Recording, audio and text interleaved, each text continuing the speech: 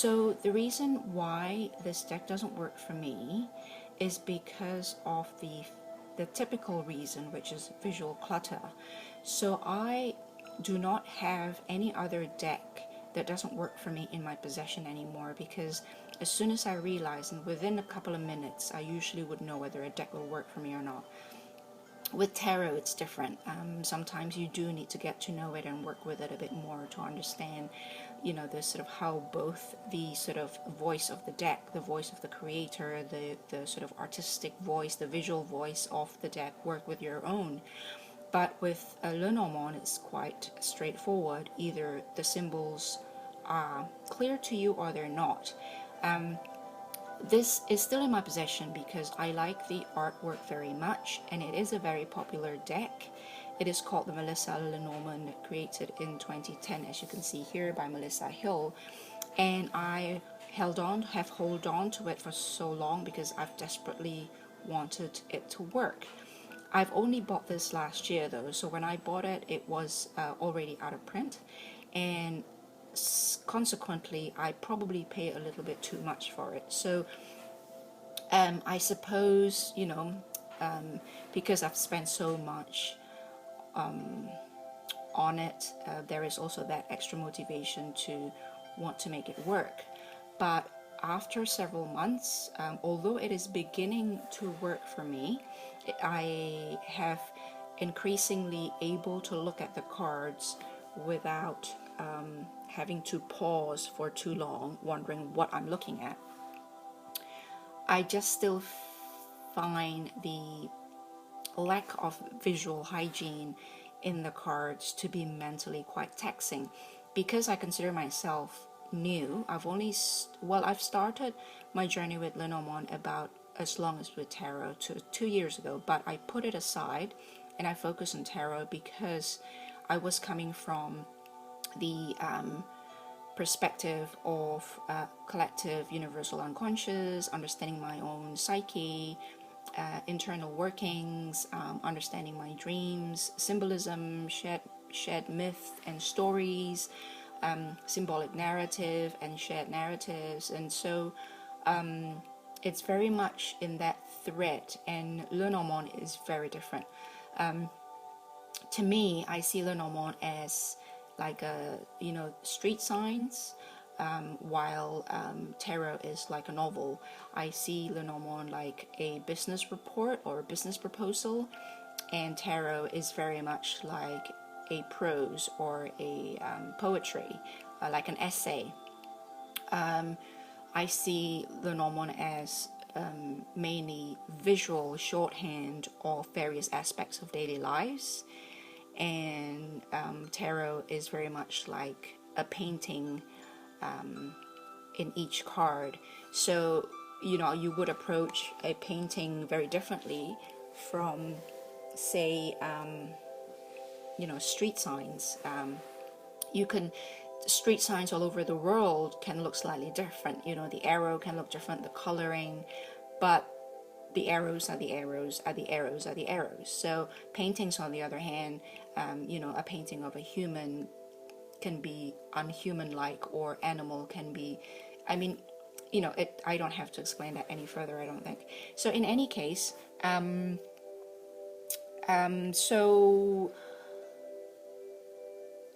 I, as someone who, because I've put this aside, I've considered myself relatively new, even though I have started 2 years ago. And because of that, I've spoke of visual hygiene, and the visual hygiene is mentally taxing, because even though it doesn't take very long for you to figure out that's a whip as soon as you know that's a whip, and then next time you see that card, it's a whip, for example. This isn't the most cluttered card in the deck, but the mental space that you need to understand how to read between cards, for example, which is really, really different from tarot, and the intuition work not within cards like in tarot, but between cards. Although in tarot, the between cards relationship can be assisted with intuitive process as well. Here, it is very much like stringing a sentence from words. And so these are pictographs. These are not painting, but These are like pictographs, like a Chinese characters or kanji, or what's that Egyptian, ancient Egyptian hieroglyphic? I think that's what it's called. So yeah, so my mental space is taken by learning how to string, not only to have a quick interpretation of each card, and then you have to string them along, because in itself it doesn't have any meaning. The meaning only come to life when you know how to string them along. And as someone who's relatively new and still training herself in doing so, I need all the mental space I can get focusing on that skill, rather than trying to figure out every time I see a card what I'm looking at. And even though I'm going to show you first the ones that are not so clear. Now, this is not a review or a recommendation of any kind. This is a good deck, and I only want to show you the nice things I think about this deck to illustrate why I desperately want this to work, and I just have to conclude at the end of the day that it really doesn't. You know, the back reminds me of old-fashioned Javanese, Indonesian batik that my great-grandmother used to wear.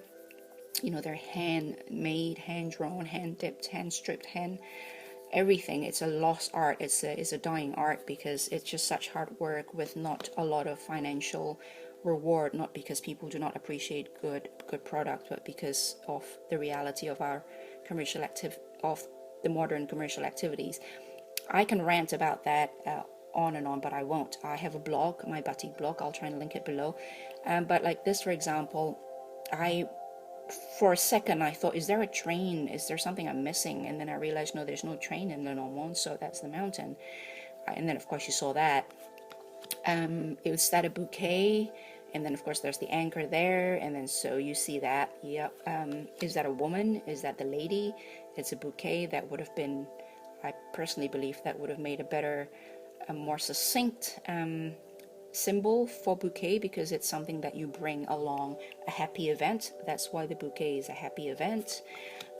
Chatter, when several birds started chirping together, you know, when you look at birds hanging out and they started chirping, it would sound like they were talking, you know, that chatter sound. And that doesn't quite convey that to me, although it's pretty. Is that a baby or a stork? And you know, you might think, well, aren't you a bit slow because there's a stork there? It's really obvious. It doesn't take a lot of effort to figure out that's the stork card, and the next second you see this, you know, it's a stork. Sure, it's not about knowing. You know, now I can call out really quickly: heart, letter, writer, journal, ship, moon, fox, clover. You know, I could do that now, but I just now, when I do that, I found myself taking a peek into the words, and it's not about knowing, but it's about fast recall, because the visual, because the art, as far as I understand it, is a visual shortcut of not so much meaning, but of the area of life alluded in the card. It has to be a quick recall rather than the scene of, you know, like this one here. So and I think I've mentioned this, I'm not quite sure, but at the beginning I actually ended up simply looking at the words. You know, all I did was look at the words and ignore everything else, which effectively I was effectively using a blank card. I mean, I might as well use a blank card with writings with these words on it.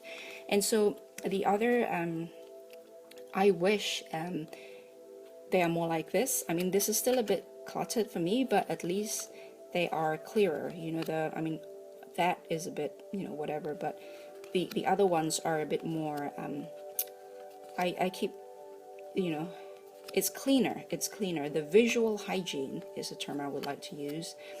For a system like Lenormand has to be very high, and it interests me that there is a lighting there, and I think the creator of this deck was a long-time tarot reader before she started creating this deck. And although the tower represent in both Lenormand and tarot that sort of human achievement, the tarot in the tower in tarot is there to show that human creation, that human institution, the human power is limited. While here, my understanding is that the tower simply alluded to human institution, human made, human built, or a sense of isolation through human creation. So the lightning is kind of almost besides the point. So it's just interesting to me that it's there at all. This one, it could be burden, it could be in terms of religion, and it can be health related, like hospitals. And so there is the nurse, and then there is that sort of religious feeling about things. It could also be a burden. So it's all presented to you. I can appreciate the aim of the visual assistance around the main symbol. I can understand the aim, but it is very difficult to do to me for Lenormand because of the function of the artwork, which mainly has to be a visual shorthand and nothing more. I quite like that actually, because garden in Lenormand, as far as I understand it, is a safe social place where men and women can meet and can talk and socialize, and maintaining some degree of self-respect and honor. And so that is a concept we no longer have, obviously. And so the garden had to very much indicate a public gathering space. A private garden, like in the backyard of a private house these days, wouldn't work because it doesn't represent the same area of life. And ultimately, it's that area of life that the visual, that the art in Lenormand had to represent. This is my understanding of it. So for someone like me who's relatively new, it's just a lot easier to just work with cards like, say, these, like that. It's just, I mean, that is as pretty. Isn't that gorgeous? And I just wish all of the cards like that instead of like this. Is that a woman or a journal or a book? Or what am I looking at here? Is that a letter? I mean, I could, you know what I mean? And so, of course, without looking at that, you have to look at that. And in the end, it might sound like little bits of mental space that's taken away every time per card.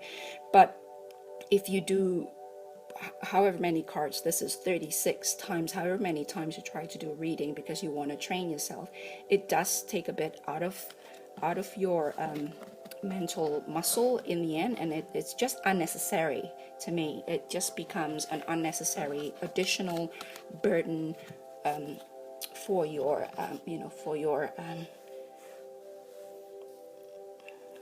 for your mental exercise. So these are the additional cards that was provided in the deck.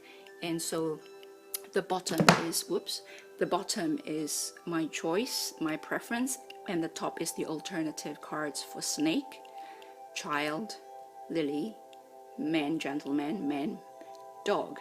As you can see, it's fun to have all this stuff. It's beautiful, but again, to me, the function of the images in Lenormand is like signposts.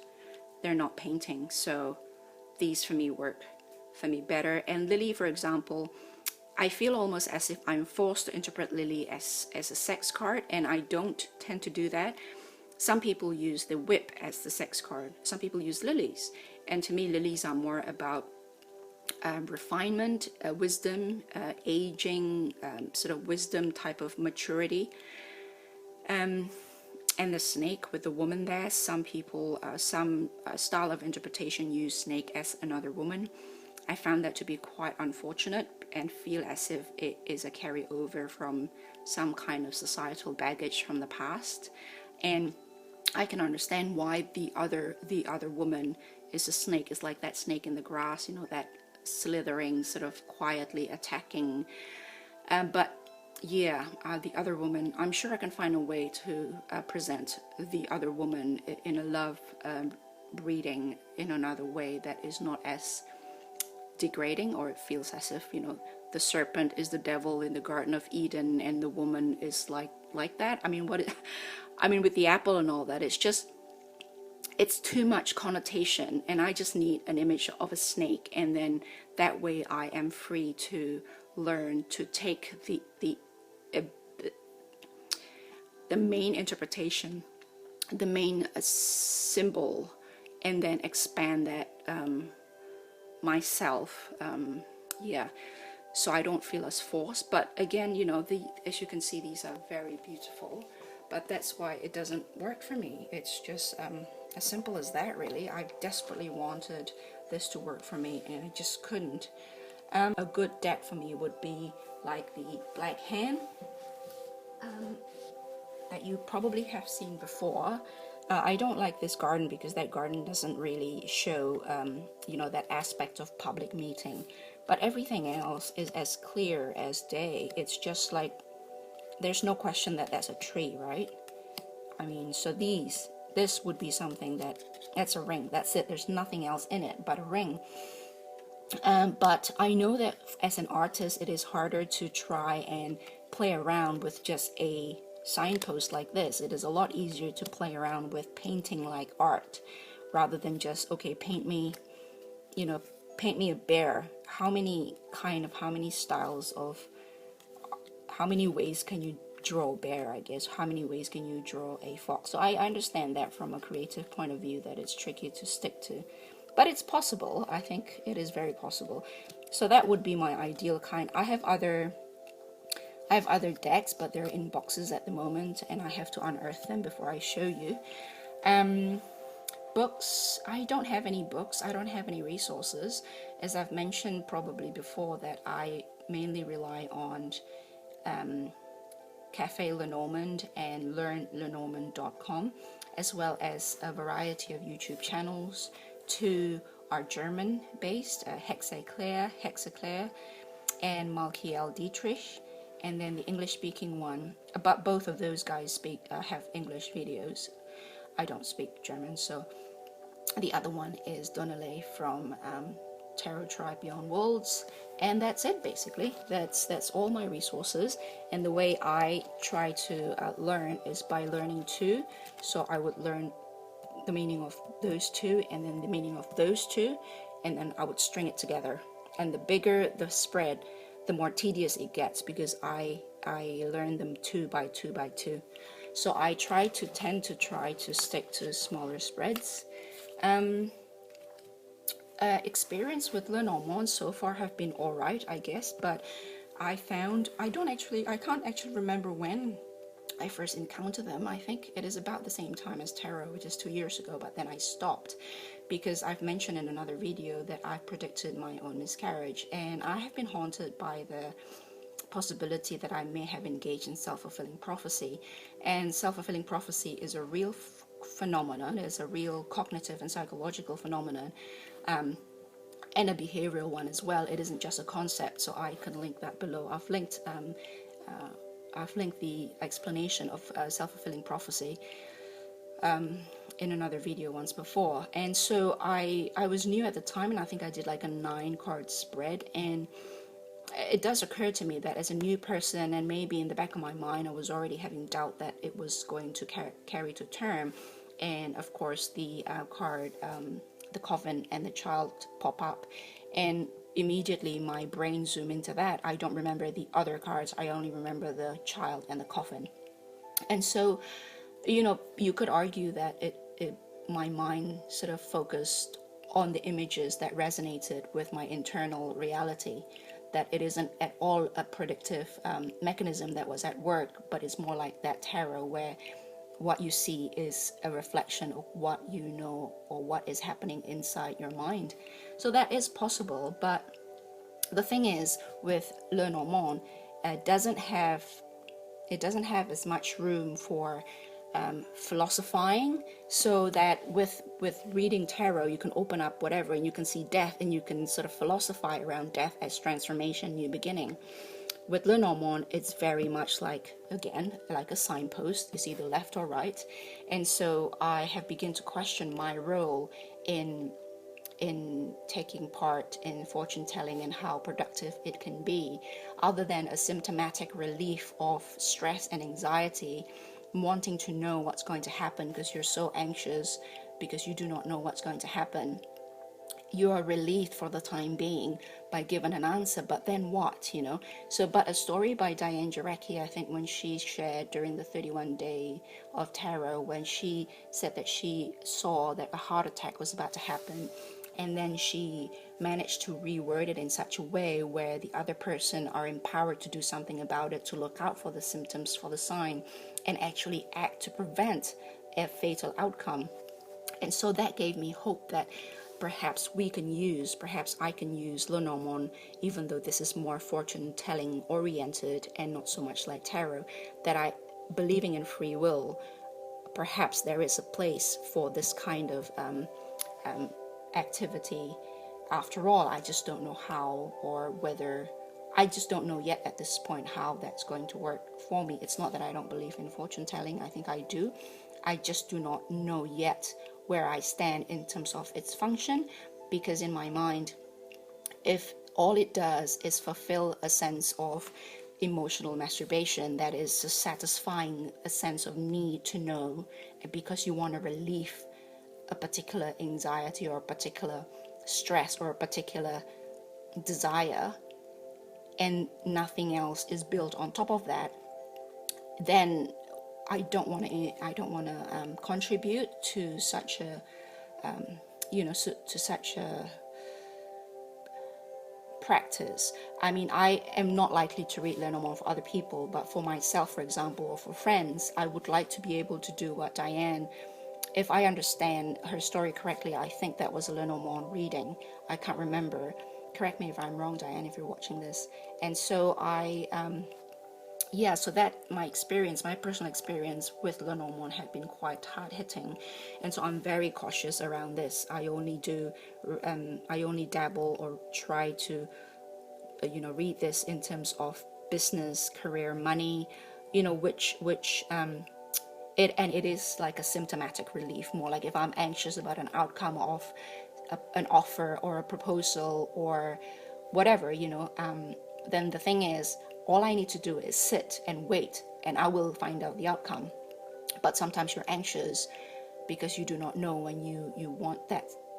I'm sorry if I'm repeating myself, but symptomatic relief is really the phrase that keep coming to my head when I see this at the moment. But sometimes you can't just relieve the symptoms. Sometimes there is time and place for everything, I guess. And so sometimes you need to relieve a symptoms to give respite, but then for short term. But for the long run, I think they need to be more than just symptomatic relief. There need to be a real digging of the root cause of those symptoms, and that's when tarot come in for me. So that's my sort of experience, thoughts, and introduction to tarot. To Lenormand so far. So